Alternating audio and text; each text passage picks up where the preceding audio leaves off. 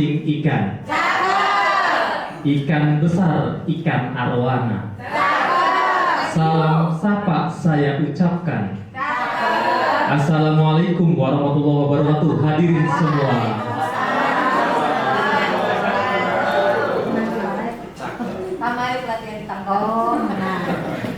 Yang saya hormati Kepala SMP Negeri 1 Kota Serang, Bapak Buhari Muslim, SPD, MPD.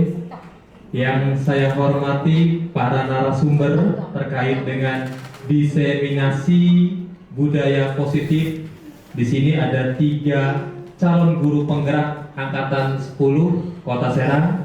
Ada Bapak Hidayatullah MPD, ada Ibu Ira Rodotul Jannah SPDI, dan ada Ibu Anissa Fitri Fajriani SPD. Dan tidak lupa yang saya hormati Bapak Ibu Dewan Guru dan TAS yang saya hormati. Puji syukur kita panjatkan kehadirat Allah Subhanahu wa taala atas berkah rahmatnya kita semua bisa berkumpul di kegiatan hari ini terkait dengan berbagi praktik baik yang dilakukan oleh calon guru penggerak angkatan 10 di kegiatan diseminasi budaya positif. Salawat beserta salam marilah kita sanjungkan kepada Nabi besar Muhammad SAW. Semoga kita semua menjadi umatnya sampai akhir zaman. Amin ya robbal alamin. Bapak Ibu hadirin semua, sebelum kita mulai kegiatan ini, saya akan membacakan susunan acara terkait dengan kegiatan diseminasi budaya positif yang diprakarsai oleh calon guru penggerak dan juga oleh komunitas belajar. Jadi Bapak Ibu kalau misalkan sekarang hadir di kegiatan diseminasi ini, maka insya Allah nanti akan ada sertifikat kombelnya. Jadi itu nanti bisa dimasukkan ke dalam PMM-nya. Itu Bapak Ibu ya. Jadi terkait dengan seminar bukan hanya webinar saja. Yang offline seperti ini pun disebut dengan seminar juga atau berbagi praktik baik. Nah itu Bapak Ibu. Saya bacakan dulu Bapak Ibu untuk acara susunan acaranya. Yang pertama adalah pembukaan, yang kedua adalah sambutan dan sekaligus membuka kegiatan diseminasi budaya positif oleh Bapak Kepala. Yang ketiga terkait dengan materi pengantar budaya positif. Yang keempat review dan praktik keyakinan kelas. Yang kelima terkait dengan materi 5 kebutuhan dasar manusia dan 5 posisi kontrol. Yang keenam, review materi dan praktik segitiga restitusi. Dan yang terakhir adalah refleksi dan penutup. Bapak Ibu, untuk membuka acara pada pagi hari ini, mari kita baca basmalah. Menginjak acara selanjutnya, yaitu sambutan dan sekaligus membuka kegiatan ini yang akan dibawakan oleh Bapak Kepala SMP Negeri 1 Kota Serang, Bapak Buhari Muslim. Kami persilahkan. Terima kasih. Assalamualaikum warahmatullahi wabarakatuh. Bismillah, alhamdulillah, wala haula wala quwwata illa billah, amma ba'du. Puji dan syukur kita panjatkan kepada Allah Subhanahu wa taala atas nikmat karunia-Nya serta rancangan kepastiannya. Hari ini kita bersama-sama dapat berada di ruangan ini dalam rangka kegiatan yang tadi saya sampaikan, diseminasi budaya positif oleh calon guru penggerak. Salawat beserta salam semoga Allah curahkan kepada junjungan kita Nabi Muhammad SAW, pada para sahabatnya, para umatnya sampai ke akhir zaman nanti. Bapak Ibu hadirin yang saya hormati, pertama yang ingin saya sampaikan adalah kegiatan ini merupakan kegiatan yang sangat baik, terutama dalam optimalisasi kegiatan komunitas belajar di SMP 1 Kota Serang, yang di dalamnya juga ada diprakarsai oleh para guru penggerak yang sudah lulus dan juga calon guru penggerak yang angkatan 10 yang hari ini akan menyampaikan hasil pembelajaran yang sudah diperoleh melalui program pendidikan guru penggerak angkatan 10 ini. Mudah-mudahan dengan berbagi praktik baik ini akan menjadi inspirasi bagi kita semua. Bukan hanya Bapak Ibu guru dan tenaga sekolah, tapi kepala sekolah juga yang tentu selalu memberikan, insya Allah memberikan dorongan agar semua bisa berkembang sesuai dengan harapan dan keinginan menjadi lebih baik.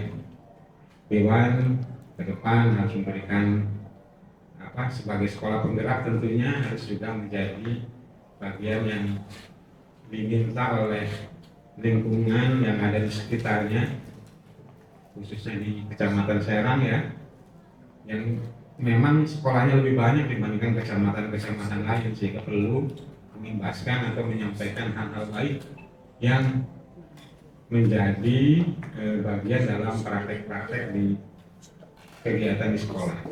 Oleh karena itu, kegiatan ini saya selaku tokoh sekolah selalu memberikan dukungan pada semuanya, tidak hanya pada calon guru penggerak saja, tapi setiap ada kegiatan apapun, termasuk MGMP atau kegiatan yang memang peningkatan mutu dan sebagainya, ada surat tugas dan sebagainya, ini selalu di bagian poin 2, poin 1 ikuti kegiatan. Artinya kita mendorong. Yang kedua, diseminasi. Tapi mungkin tidak semua atau belum semua menyampaikan diseminasi. Tapi bisa jadi nanti di forum-forum dalam bentuk rapat ataupun dalam komunitas belajar, khususnya kalau ini kan mungkin komunitas dalam skala besar ya, dalam sekolah. Kalau nanti ombel yang sudah dijadwalkan juga di tiap mapel itu, walaupun sifatnya ngobrol, tetapi obrolannya ada manfaat, ada catatan yang bisa dibuat, ada hasil yang bisa direkomendasikan dan sebagainya.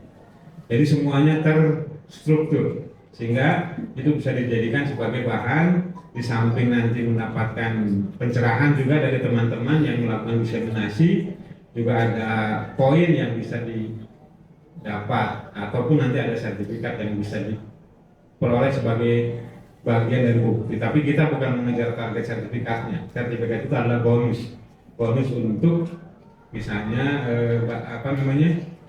bukti kegiatan yang sudah dilaksanakan. Jadi Bapak Ibu, mari kita niati dengan niat yang baik. Silakan Pak Jadi. Niatnya adalah semua dalam rangka mencari ridho Allah tentunya, Tuhan yang Maha Kuasa, sehingga kita mendapat pahala dan juga mendapatkan poin yang bisa dipertanggungjawabkan dalam aplikasi-aplikasi yang dibutuhkan. Utamanya dalam kinerja yang memang di tahun-tahun sekarang ini kinerja itu dipentingkan, ya, baik dalam kenaikan pangkat maupun kenaikan jabatan. Jadi semua tetap semangat, tetap konsisten. Kita berjuang untuk senantiasa memperbaiki apa yang masih lemah dan menjadikan kegiatan-kegiatan ini menjadi amal ibadah buat kita semua. Amin ya rabbal alamin. Itu saja mungkin hal yang disampaikan. Selamat mengikuti kegiatan kombel ini atau diseminasi budaya positif yang disampaikan oleh teman-teman dari calon guru penggerak. Dan ibu bapak semua punya kesempatan untuk menjadi guru penggerak karena tidak dibatasi oleh usia. Sampai berapa Pak? Nanti Pak Heri jadi guru penggerak. Walaupun sekarang sudah sering bergerak ya Pak Heri ya. Nah, tapi mungkin secara formalnya ada guru penggerak. Bu Misnur juga sama ya. Jangan merasa tua. Kalau kegiatannya harus merasa muda ya. Walaupun mungkin sambil terengah-engah nggak apa-apa. Justru ketika kita sudah merasakan pada poin atau titik titik yang kita sudah pasrah gitu ya, mungkin tidak bisa melaksanakan itu, justru itulah kebaikannya. Nanti akan dicatat oleh Allah Subhanahu wa taala. Amin ya rabbal alamin.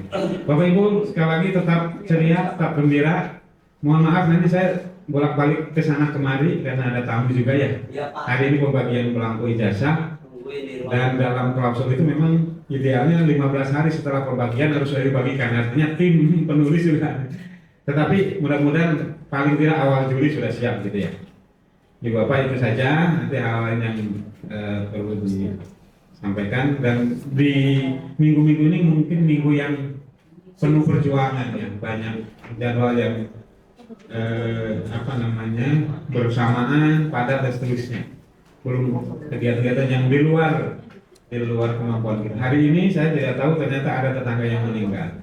Makanya tadi innalillahi wa inna ilaihi raji'un. Ternyata itu kan di luar perkiraan kita. Jadi jadwal yang tadinya setengah 8, Pak lihat ya, jam 8 saya harus ya berbagi dengan sini. Bapak Ibu tentu saja punya kegiatan yang lain juga. Tapi tetap sekali lagi tetap semangat Pak Heri. Walaupun muda tapi tetap semangatnya muda juga ya Pak Heri ya. Insya Allah. Tidak muda lagi. Oke. Terima kasih Bapak Ibu, dengan mengharap ridha dari Allah Subhanahu wa taala kegiatan ini walaupun sifatnya santai, sederhana gitu ya, tapi benar-benar memberikan makna. Dengan mengucap bismillahirrahmanirrahim, kegiatan diseminasi budaya positif oleh calon guru penggerak angkatan 10 dengan ini dinyatakan dibuka. Ini semuanya. Assalamualaikum warahmatullahi wabarakatuh. Kami ucapkan terima kasih kepada Bapak Kepala Sekolah yang sudah membuka kegiatan pada hari ini.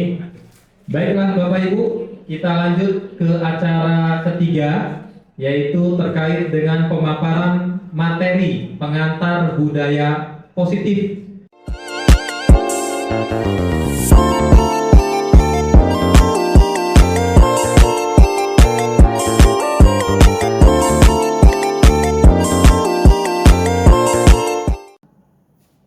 Assalamualaikum warahmatullahi wabarakatuh. Terima kasih Bapak Ibu yang telah menyempatkan hadir ke dalam diseminasi yang akan saya lakukan hari ini. Untuk kegiatan hari ini saya akan share. Jadi saya tidak menggurui Bapak Ibu, namun saya share ilmu yang saya dapatkan kemarin dari lokakarya yang kedua. Ilmu yang kemarin saya dapatkan adalah tentang budaya positif yang dapat dilakukan di sekolah. Budaya positif ini ada beberapa hal yang harus saya paparkan terlebih dahulu kepada Bapak Ibu.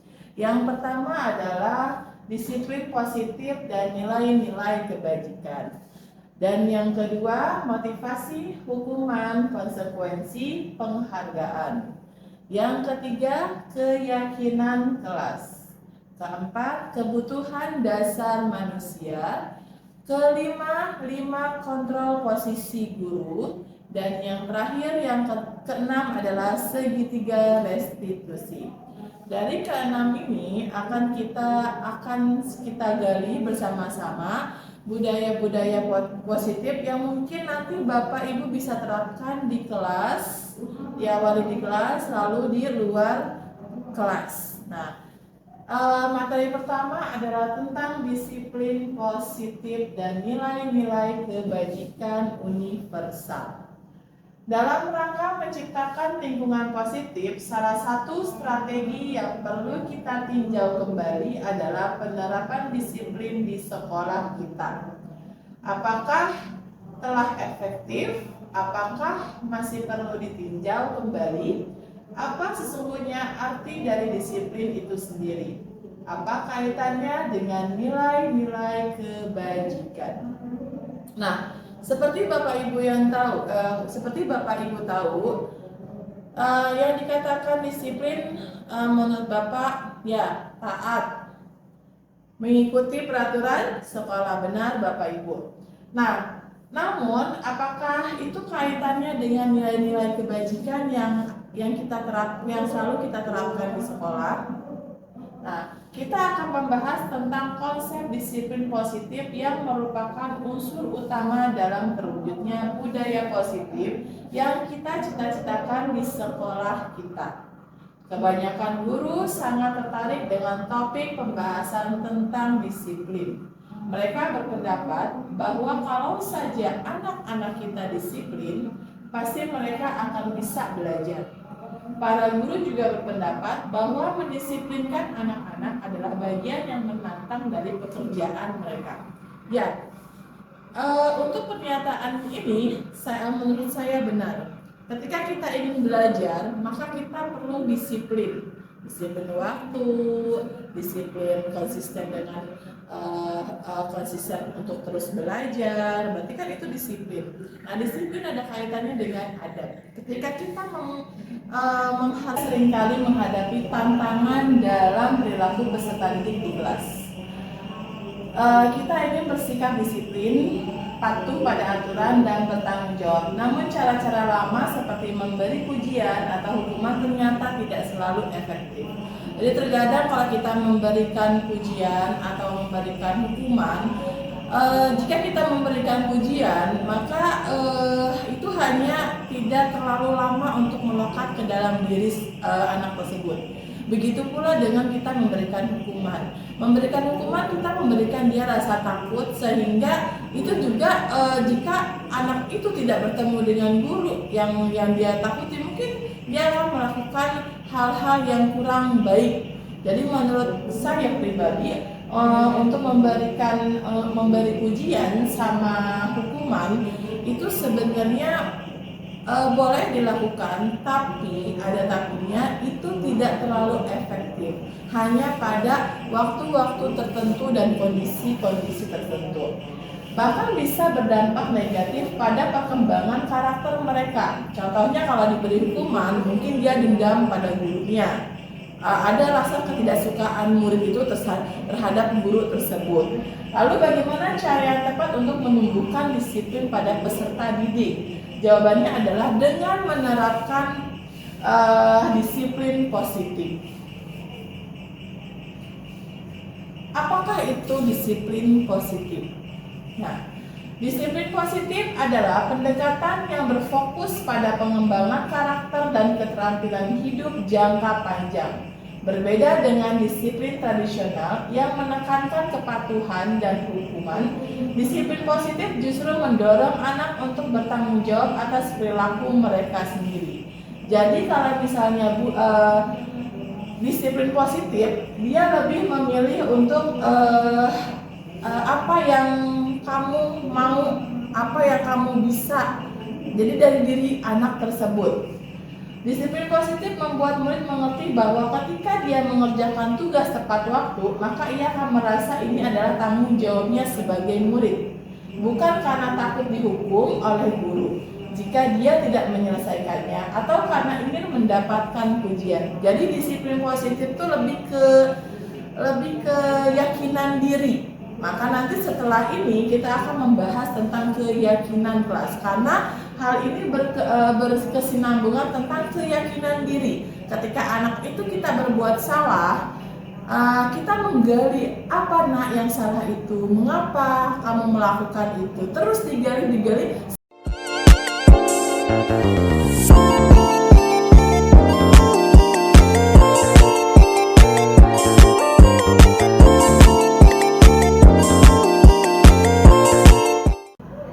Nilai-nilai kebajikan universal, yaitu yang pertama adalah nilai-nilai kebajikan adalah sifat-sifat positif manusia yang merupakan tujuan mulia yang ingin dicapai setiap individu.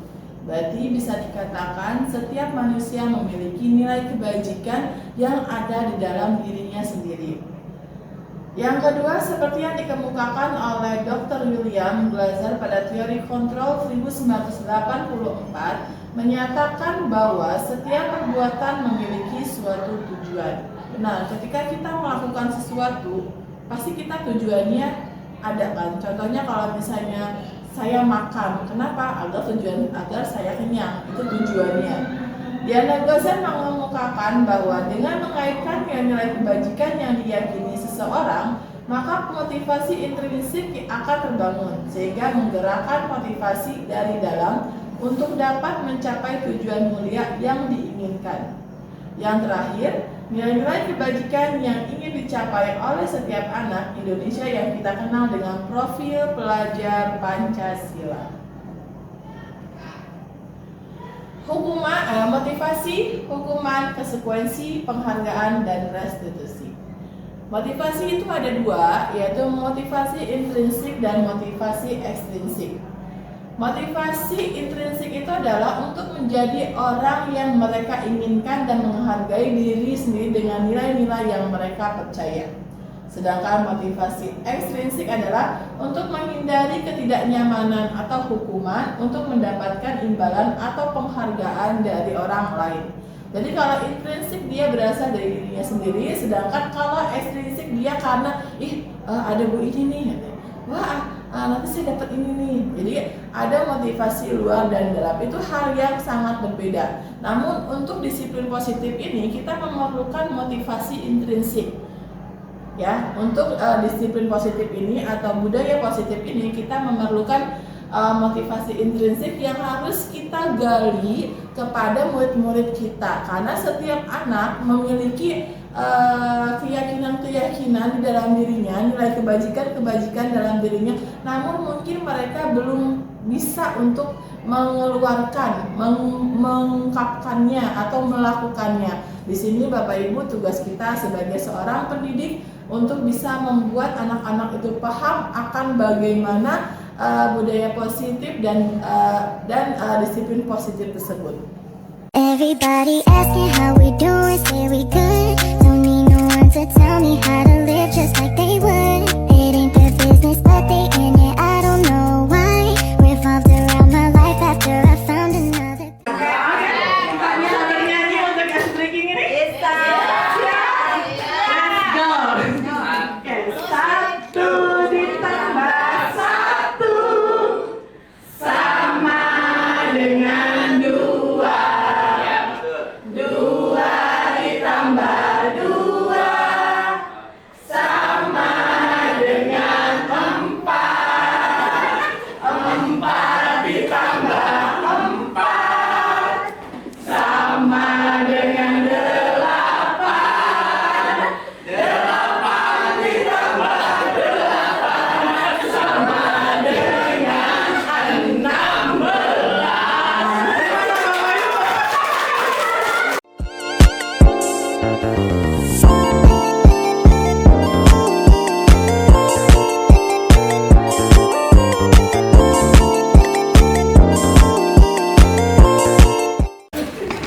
Tujuan dari penerapan keyakinan kelas yang pertama adalah mewujudkan merdeka belajar pada anak sesuai dari kurikulum merdeka. Dan anak akan diberi kebebasan untuk mengemukakan pendapat tentang keyakinan kelas apa saja yang mereka inginkan, baik dari ide, gagasan, secara terbuka ataupun demokratis. Yang kedua, mewujudkan disiplin positif kepada anak.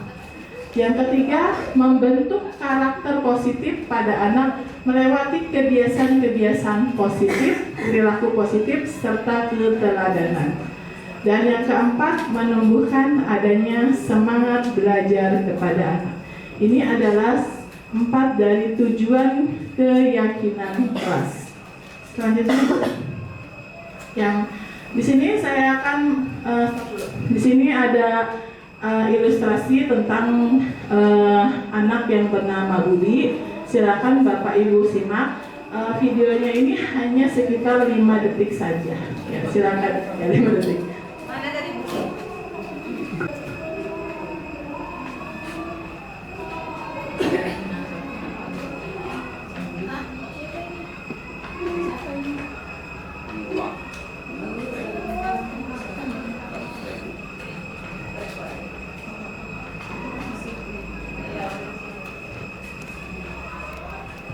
Hanya 5 detik kan, benar? Video ini hanya 5 detik. Sekarang saya tanya kepada ibu bapak di sini, apa motivasi dari tindakan Budi tersebut? Ada yang bisa menjawab? Kejujuran. Ya, kejujuran. Ada lagi? Amanah. Yang lain? Ya, tidak mengambil haknya. Jadi ada banyak, berarti kejujuran, amanah, dan tidak mengambil haknya. Sebenarnya apa yang dilakukan Budi sebenarnya bisa saja dia mengantonginya, ya kan? Lalu dia menjajankannya. Tapi itu tidak dilakukan Budi. Malah Budi memberikannya, dia langsung mencari gurunya. Lalu dia serahkan sambil teriak, "Bu, ini saya menemukan uang." Nah, hal itu adalah keyakinan yang ada di dalam diri Budi, tanpa ada paksaan, tanpa ada dorongan, tanpa ada pengaruh. Maka itu yang dikatakan keyakinan dalam diri Budi itu sendiri. Ya, paham ya Bapak Ibu? Nah, berikutnya silakan. Mengapa keyakinan kelas bukan peraturan kelas? Ada ilustrasi sebagai berikut. Yang pertama, misalnya ada peraturan kelas B. Yang satu, membuang sampah pada tempatnya. Yang kedua, merapihkan kembali mainan setelah digunakan. Yang ketiga, melepaskan sepatu saat masuk kelas. Dari ketiga poin ini terlihat itu seperti peraturan, ya kan? Nah, tapi ada kesamaan dari peraturan itu, yaitu tentang kebersihan dan kenyamanan di kelas. Nah, hal inilah yang dikatakan keyakinan. Jadi kalau misalnya keyakinan itu bisa dikatakan nilai-nilai kebajikan atau prinsip-prinsip universal yang disepakati bersama secara universal. Jadi kalau misalnya nih nanti ada anak misalnya Ani, dia misalnya ibarat kata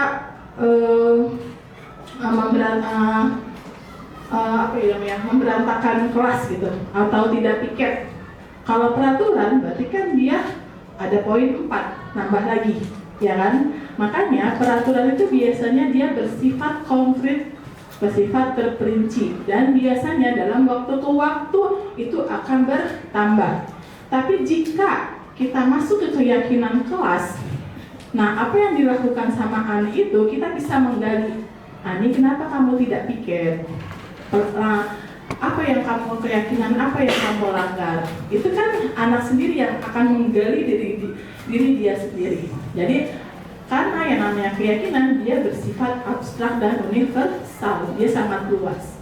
Jadi kita menggunakan keyakinan kelas. Selanjutnya, nah, Diana Gosden mengatakan suatu keyakinan akan lebih memotivasi seseorang dari dalam, seperti yang ilustrasi Budi tadi, ya, tanpa disuruh, tanpa arahan, tanpa dorongan, dia tahu itu bukan haknya.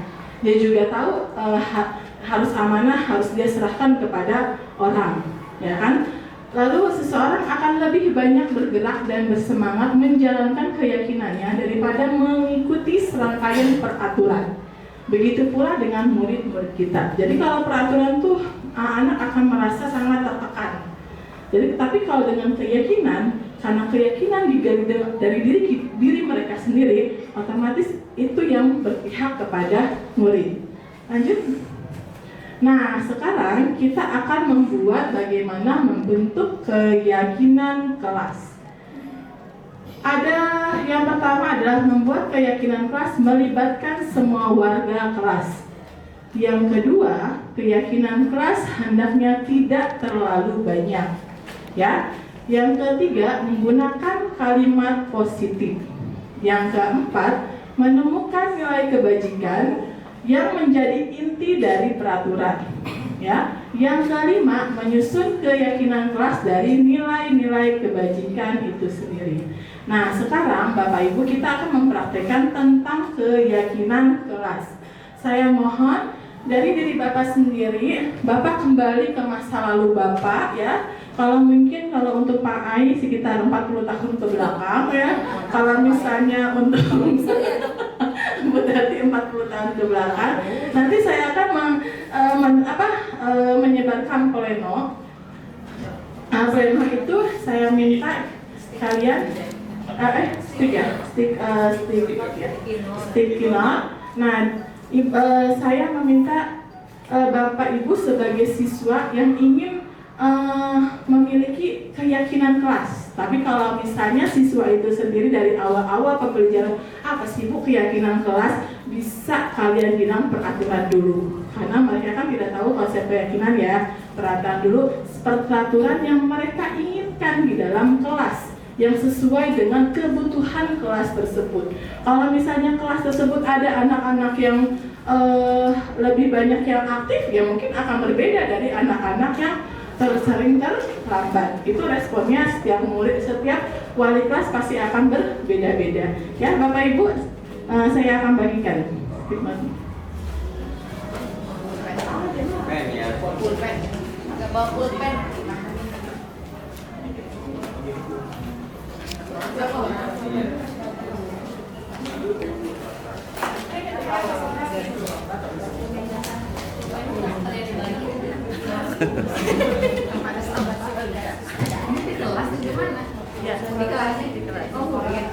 Ibu angkat itu.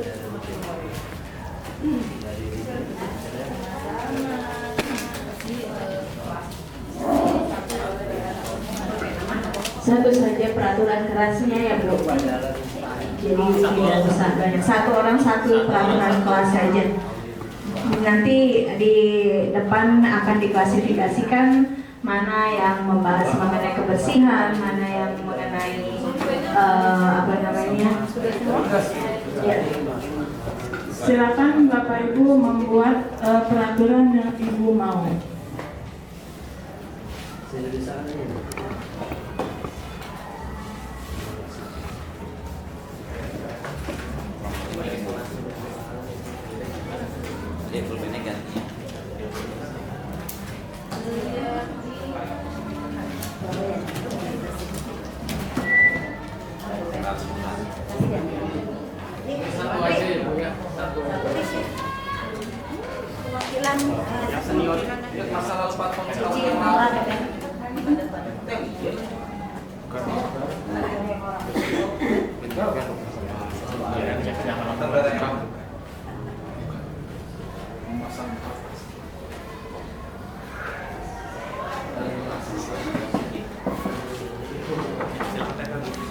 Silakan Bapak Ibu sudah. Nah, jadi terima kasih.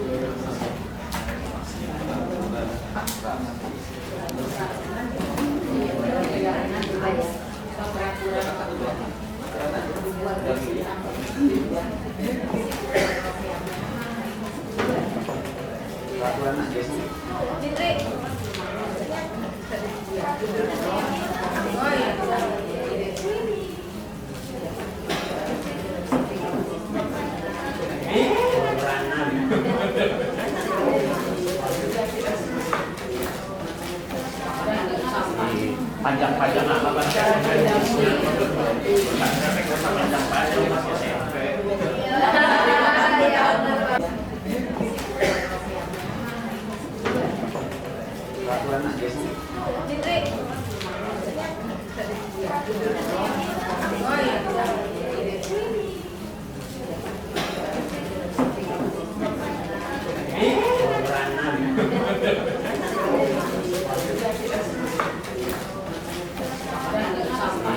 Panjang-panjang apa Pak?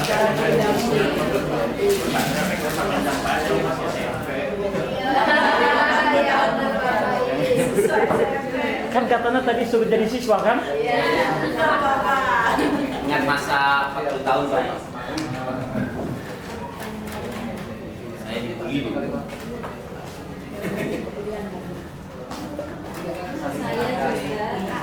Saya kan 40 tahun, 97 berarti dulu saya tahu lah fisik saya. Ingat masa lalu. Orang mati. Bully saya. Sesuai.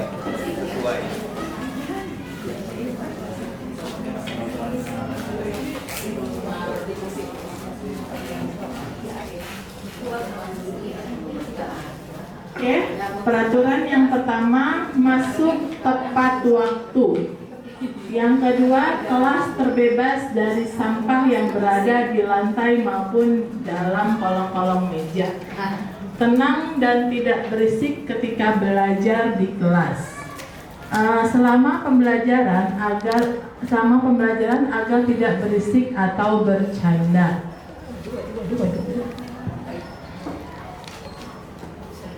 Melaksanakan piket yang telah ditentukan, menjaga kebersihan kelas, tidak mengejek, tidak mengobrol pada saat guru sedang menerangkan pelajaran, menjaga kebersihan di dalam, luar kelas dan luar kelas, menghormati keberagaman suku, bahasa, warna kulit, dan agama, tidak boleh bermain jika tugas belum selesai, jaga kebersihan, tidak boleh makan pada saat pelajaran, memanggil teman dengan sopan yang baik, mengatakan bahasa hewan atau binatang, bintang sih, tidak boleh berisik pada saat pelajaran, disiplin dan tanggung jawab, tidak boleh terlambat mengerjakan tugas tepat waktu, kebersihan kelas, aktif dalam pembelajaran. Nah, kita klasifikasikan. Oke, kita klasifikasikan dulu. Berarti masuk tepat waktu. Berarti keyakinannya apa? Disiplin.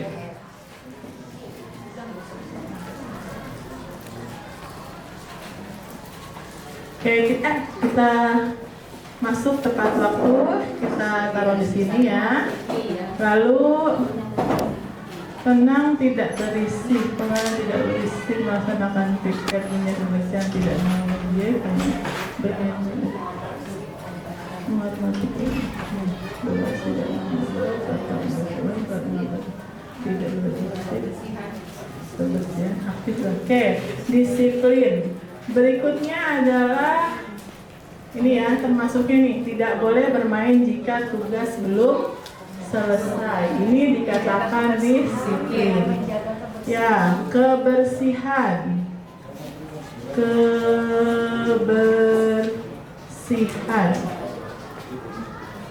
Nah, di sini dengan di sini.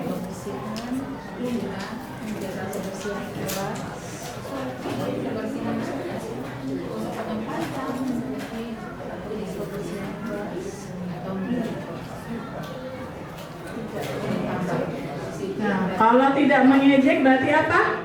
Menghormati. Ya, hormat, saling menghormati. Berarti hormat ya. Hormat. Kita buat di sini.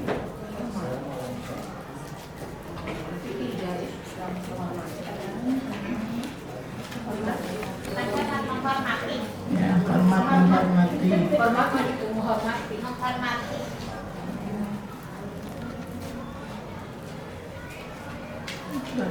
Oke, sini ya. Aktif dalam pembelajaran.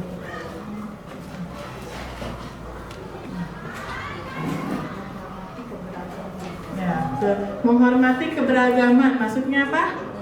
Toleransi. Toleransi.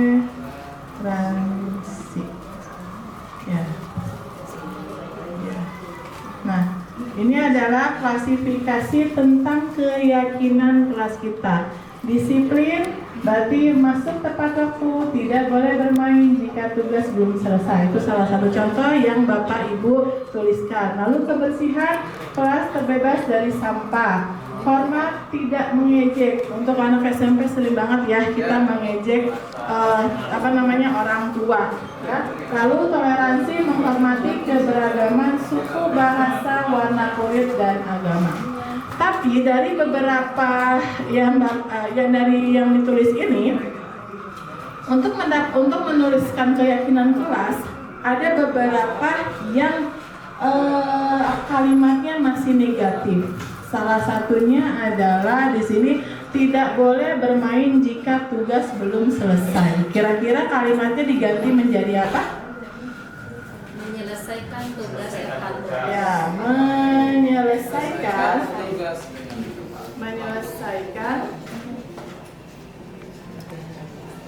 tugas tepat waktu.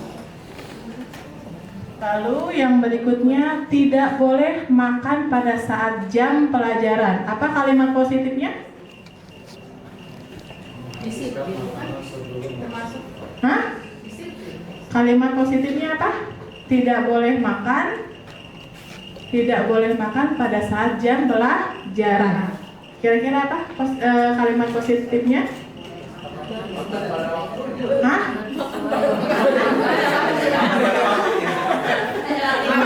Benar nih, makan pada waktunya. Ya, makan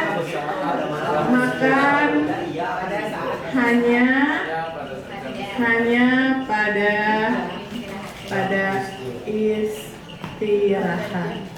Oke, kita kalimat satu lagi yaitu tidak boleh mengejek temannya.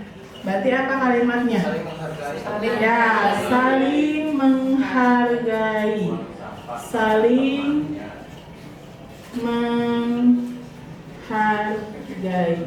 Nah, ini adalah kalimat positif yang bisa kalian gunakan untuk membuat keyakinan kelas.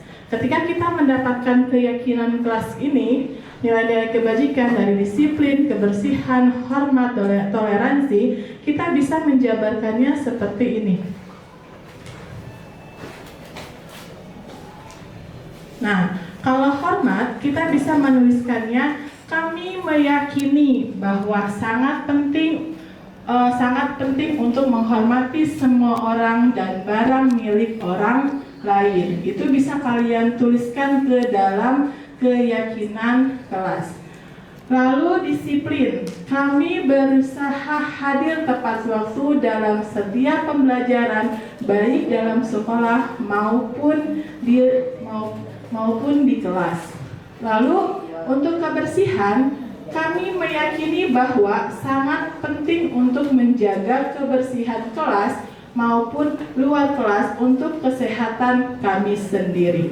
Nah, ini adalah beberapa dari nilai-nilai kebajikan yang bisa Ibu Bapak jabarkan dan Ibu tuliskan ke dalam keyakinan kelas.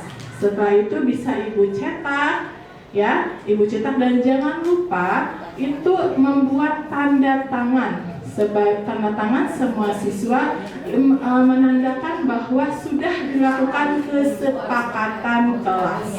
Ya, oke. Berikutnya, bukan, lanjut. Sebelumnya. Nah, maka kita bisa kesimpulannya, keyakinan kelas berupa pernyataan universal yang dibuat dalam bentuk positif. Jadi nggak boleh ada kata jangan, ya. Hindari kata jangan, tidak, dan no. Lalu berikutnya, keyakinan kelas tidak dibuat dalam jumlah banyak. Keyakinan kelas tidak dibuat dalam jumlah banyak sehingga mudah diingat dan dipahami oleh semua warga kelas. Kayak tadi disiplin, kebersihan, hemat, toleransi. Jadi kalau misalnya nanti ada anak melanggar salah satu keyakinan, Bapak Ibu menggali, kamu keyakinan mana sih yang kamu langgar? gitu. Jadi anaknya sendiri yang harus menjawab, ya. Nanti ada konsekuensi yang akan dibahas oleh Bu Ira. Berikutnya, keyakinan kelas merupakan sesuatu yang dapat diterapkan di lingkungan kelas tersebut. Jangan sampai Bapak Ibu membuat keyakinan kelas yang tidak sesuai dengan kebutuhan kelas tersebut. Contoh kayak saya kelas 8A. Maaf ya, kelas 8A itu kan aktif ya.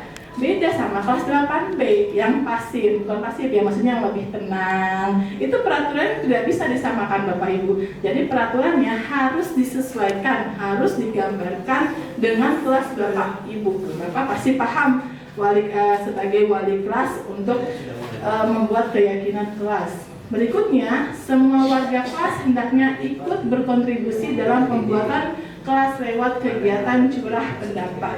Jadi anak ketika anak itu berkata, Bu, misalnya gini, banyak yang hilang. Nah, Bapak Ibu tuh menanyakan hilang apa nak, dalam sehari berapa kali, seperti itu. Jadi jangan menganggap remeh hal-hal seperti itu. Lalu kedua, bersedia meninjau kembali keyakinan kelas dari waktu ke waktu. Jika memang keyakinan kelas yang pertama, misalnya kelas saya 8A, aktif kan? Misalnya kayak saya jangan disiplin, lebih ke keyakinan disiplin. Ketika disiplinnya itu misalnya 3 bulan ke depan dia sudah sedikitnya berubah, kita bisa menambahkan keyakinan yang lain, tapi tidak memupuskan ke kedisiplinan itu. Jadi kan lebih banyak, berarti kedisiplinan itu sudah menerap dalam kelas Bapak Ibu, seperti itu. Oke, itu adalah beberapa pemaparan keyakinan kelas yang bisa saya sampaikan. Berikutnya adalah tentang kebutuhan lima dasar manusia. Kelima kebutuhan dasar manusia. Yang pertama adalah kebutuhan untuk bertahan hidup, survival. Yang kedua, cinta dan kasih sayang. Yang ketiga, kebebasan. Yang keempat, kesenangan. Yang kelima, kekuatan atau power. Oke, silakan Bapak Ibu. Silakan Pak. Next. Mengapa kita perlu mempelajari kebutuhan lima kebutuhan manusia?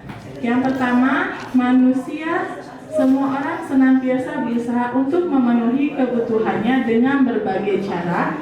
Bila mereka tidak bisa mendapatkan kebutuhannya dengan cara positif, mereka bisa melanggar peraturan atau melakukan hal-hal yang tidak sesuai dengan nilai-nilai kebajikan. Yang kedua, seorang murid yang tidak begitu berhasil secara akademik, mungkin kebutuhannya akan penguasaan tidak terpenuhi di sekolah. Yang ketiga, seseorang yang tidak merasa diterima oleh teman-temannya, kebutuhannya akan kasih sayang dan rasa diterima tidak terpenuhi. Oleh karena itu, dia mungkin akan memiliki satu teman dan memisahkan diri yang lain. Sebagai guru, kita bisa membangun hubungan yang bisa membangun kepercayaan dan keintiman dengan anak ini. Next. Yang pertama adalah 5 kebutuhan dasar adalah kebutuhan bertahan hidup. Di sini jelas kebutuhan yang bersifat fisiologis untuk bertahan hidup, misalnya kesehatan. Ketika kita tidak sehat atau anak tidak sehat, itu pasti banyak sekali membuat anak itu tidak semangat sekolah. Kedua, rumah dan makan. Kebutuhan biologis sebagai bagian dari proses reproduksi termasuk kebutuhan untuk tetap bertahan hidup. Yang kedua, kasih sayang dan rasa diterima. Nah, ini sering banget, banyak banget kasus di sekolah. Yang misalnya gini, dia terlalu hiper di sekolah. Ternyata di rumahnya dia diabaikan oleh kedua orang tuanya. Dari pagi sampai malam, mungkin orang tuanya tidak ada di rumah. Maka dia mencari pelampiasannya di sekolah. Berikutnya nomor 3, penguasaan atau pengakuan atas kemampuan. Kebutuhan ini berhubungan dengan kekuatan untuk mencapai sesuatu, menjadi kompeten, menjadi terampil, diakui atas prestasi dan keterampilan kita, didengarkan dan memiliki rasa harga diri. Kebutuhan ini meliputi keinginan untuk dianggap berharga, bisa membuat perbedaan, bisa membuat pencapaian, kompetensi diakui dan dihormati. Berikutnya yang keempat adalah kebebasan. Kebutuhan akan kemandirian, otonomi, memiliki pilihan dan mampu mengendalikan arah hidup seseorang. Anak-anak dalam kebutuhan kebebasan yang tinggi menginginkan pilihan mereka, perlu banyak bergerak, suka mencoba-coba, tidak terlalu berpengaruh orang lain dan senang mencoba hal baru dan menarik. Yang terakhir adalah kesenangan. Kebutuhan akan kesenangan adalah kebutuhan untuk mencari kesenangan bermain dan tertawa. Bayangkan hidup tanpa kenikmatan apapun betapa menyedihkan. Glaser menghubungkan kebutuhan akan kesenangan dengan belajar. Dari 5 kebutuhan ini, saya pernah mengalami yang pertama, yaitu kebutuhan bertahan hidup. Pada saya sebelum pindah ke sini, saya berada di sekolah swasta. Nah, ternyata saya melihat ada seorang anak dari jam 8, dari jam 7, dia ke sekolah tiap hari, dari jam 7 sampai jam 11 dia selalu tidur di kelas. Ketika digebrak tetap tidur, ditanya tetap tidur.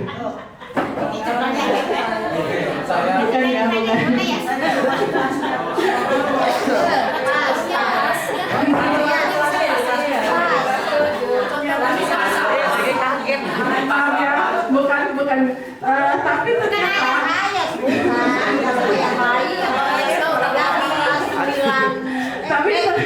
nah akhirnya saya sebagai guru pada saat itu mulai berpikir, ini anak suka tidur, tapi dia selalu selalu disayang sama anak perempuan. Dia maco banget. Maconya itu kayak siapa ya? Kayak Pak Jajang. Maco banget. Ya, maaf ya. Biasanya kalau yang dekat sama perempuan kan rada-rada yang gimana ya. Ini maco banget. Terus anak-anak juga yang perempuannya tuh, beliin buat Rifai. Jadi mereka tuh Rifai, namanya Rifai. Ibu masih ingat. Saya selalu akhirnya kenapa? Apa yang spesial untuk Rifai ini? Akhirnya pada saat saya kebetulan menjadi wali kelasnya, saya senang pasti ya, karena saya bisa langsung ada kesempatan untuk terobos ke dalam keluarganya gitu. Kalau wali kelas kan saya mencari tahu, ternyata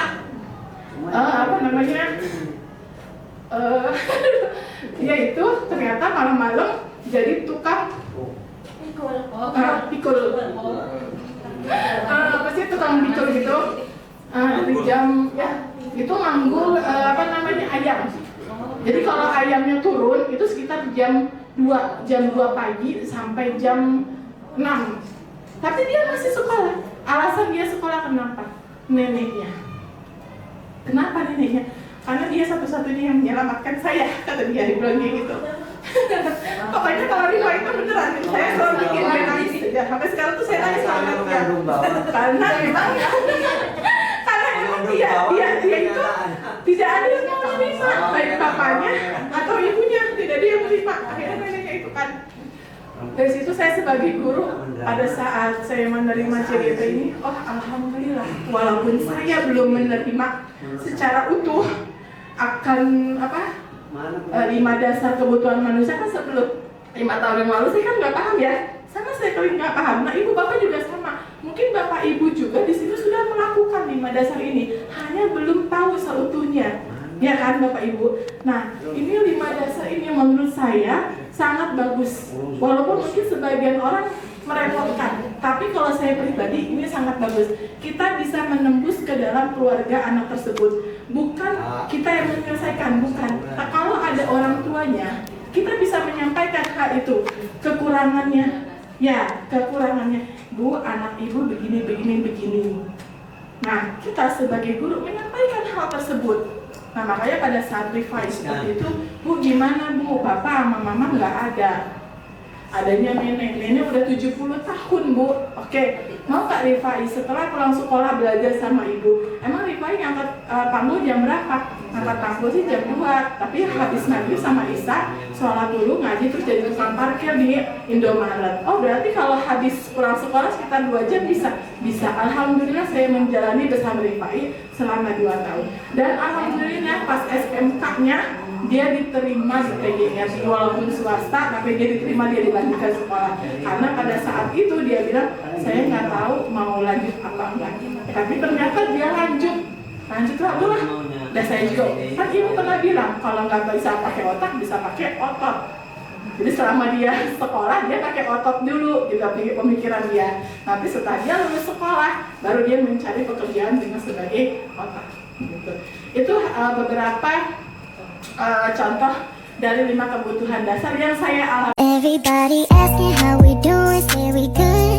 Don't need no one to tell me how to live just like they would. It ain't their business, but they in it, I don't know why. Revolved around my life after I found another.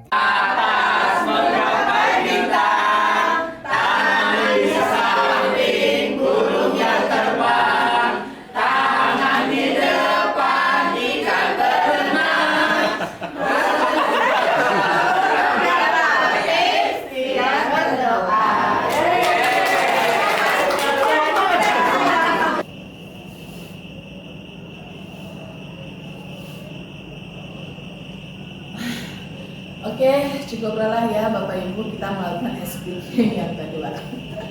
Semoga dengan speaking yang kedua ini Bapak Ibu jadi semakin fokus dan semakin bisa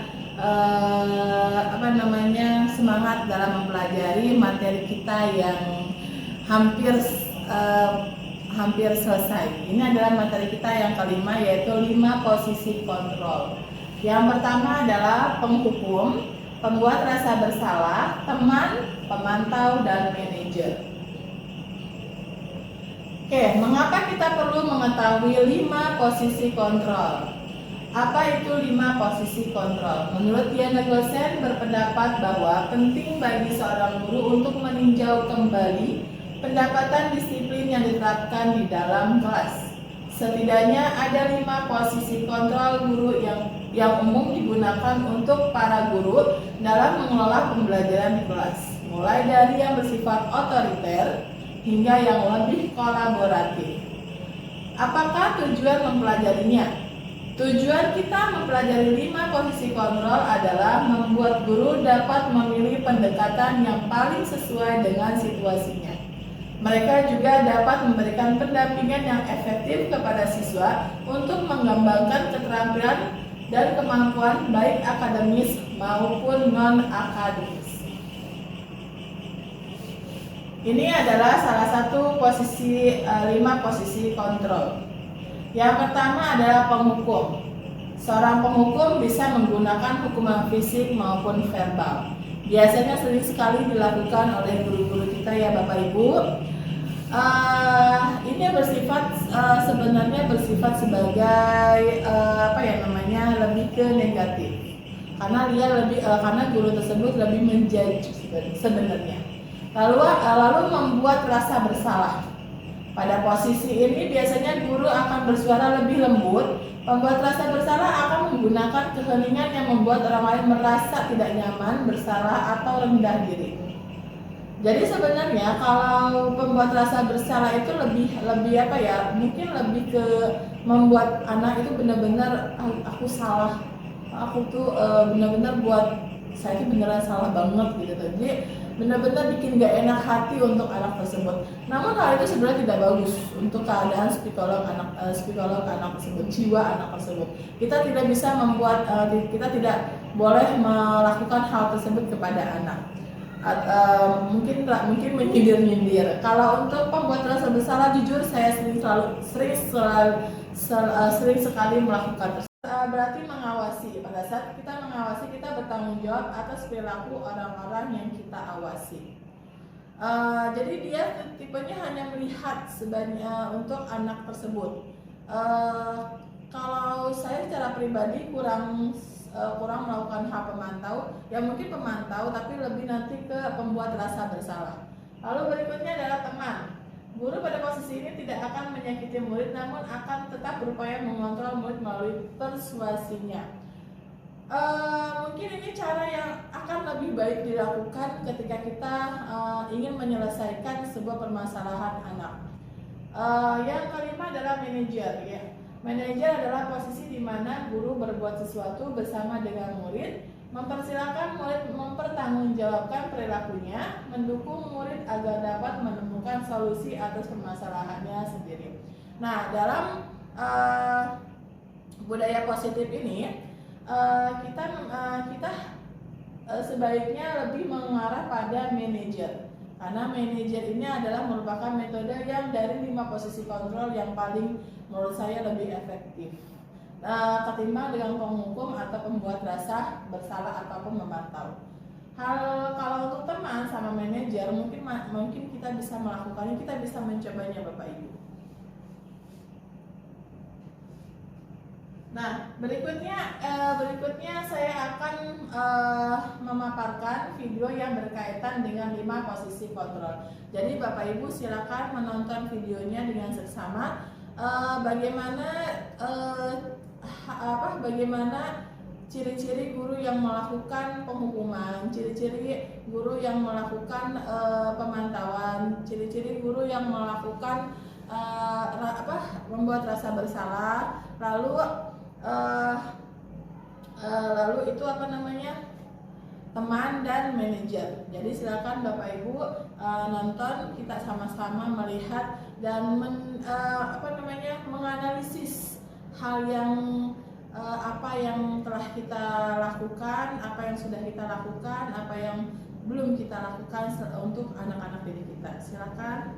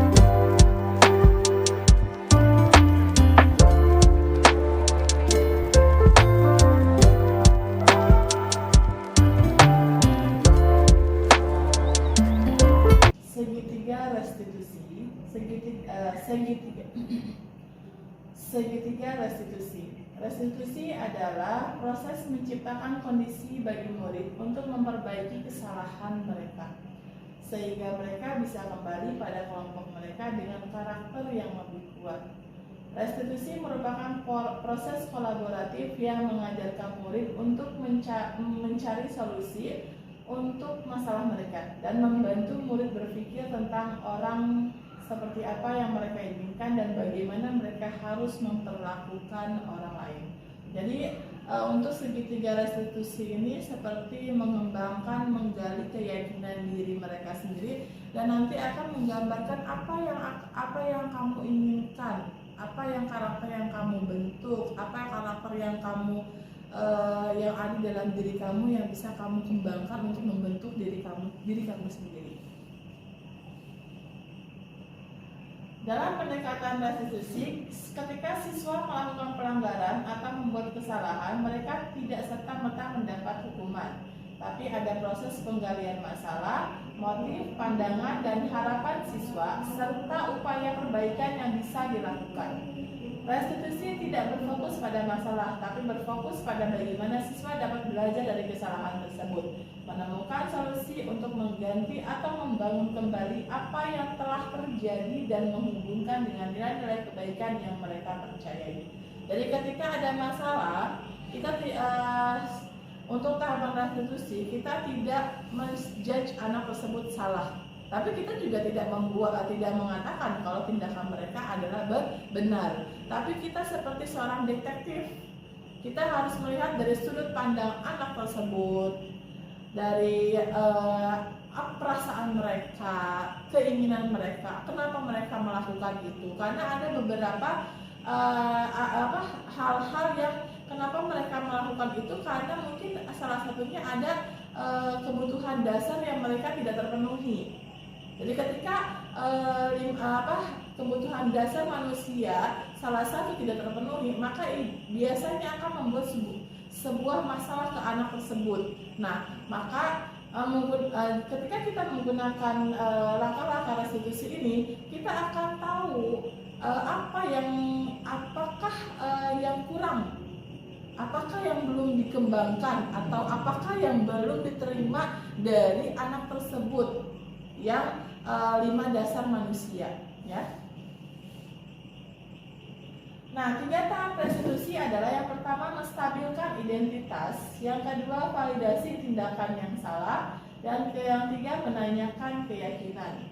Nah, tindakan-tindakan ini ada beberapa pertanyaan-pertanyaan yang mungkin ciri khas dari langkah-langkah tersebut. Maka dari itu saya akan meminta Bapak Ibu untuk melihat, untuk menonton kembali bagaimana langkah-langkah restitusi yang bisa Bapak Ibu lakukan untuk anak-anak kita ke depannya. Ya, Bapak Ibu silakan. Berikutnya kita pemaparan, kita melihat video terlebih dahulu. Terima kasih.